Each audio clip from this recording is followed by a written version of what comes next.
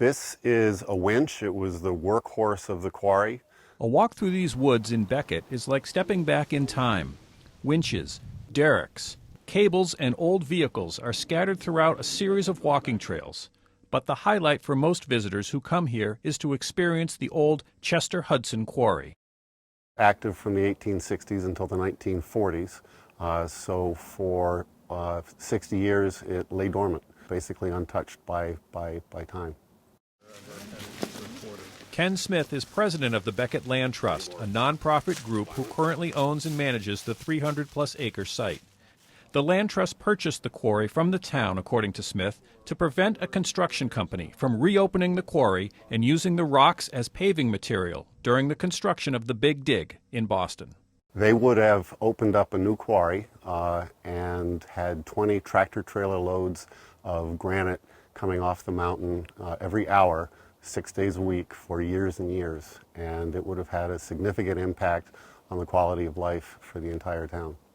Financial contributions from town residents allowed the Becket Land Trust to acquire the multi-acre plot for public recreation and historic preservation. When it was in operation in the late 1800s and early 1900s, granite from this quarry was used to build prominent monuments and statues in several states. The material that they were bringing from this particular site was extremely high quality. It was known as Chester Blue. It took a very nice polish. It was very consistent in color, and it was so prized that it was exclusively used for monumental purposes. And I don't think it's any coincidence that this quarry started in the 1860s when there was a very large demand for monumental stone on account of the Civil War. When the quarry was abandoned, much of the equipment and structures were left just as they were, as if the quarrymen had gone for lunch and never returned. Over the years, the Land Trust has developed a detailed map showing both the forest preserve trails and the self-guided historic quarry walk.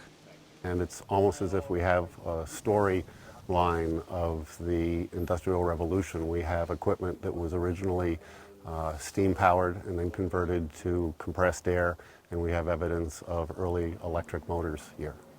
Despite Smith's enthusiasm for people to visit and learn the history of the quarry, he is also cautious, saying quarries are deceptively dangerous. The cliffs that people like to jump off of can be unstable. The water is extremely dense and very deep, and there are dangers hidden beneath the surface. Not only is visibility below the surface nearly zero, it is filled with fallen trees, old equipment, cables, boulders, and it's extremely unstable down there. Despite the warnings, the quarry has long been a mecca for extreme diving. Its high cliffs are a haven for youths from surrounding towns and states who post videos on social media, adding to the lure of the quarry.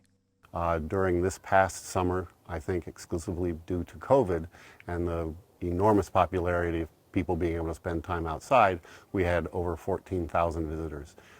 This is just becoming much too much of a challenge for an all-volunteer board to be able to take care of, and we're delighted to say that the state's oldest and largest land conservation group, Trustees of Reservations, has agreed to take over ownership of the property.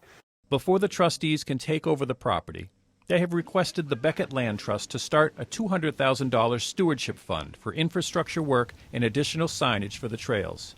David Santomena is the Associate Director of Land Conservation for the trustees. We've been in business for 125 plus years, and we've got a lot of stewardship obligations across the whole state, and we're really trying to be disciplined about what new obligations we take on. As a member of the Land Trust community, we do want to make sure that all of the Land Trust protected properties stay protected. It's part of what motivates us here. I mean, I don't think there's any imminent risk to that property at all. But wanting to make sure that it's in the ownership of an entity with the long-term capacity is important, I think, to the Land Trust community. So that's certainly part of our motivation here. So the Land Trust in Becket is once again looking to the community for support and using social media to help reach their goal.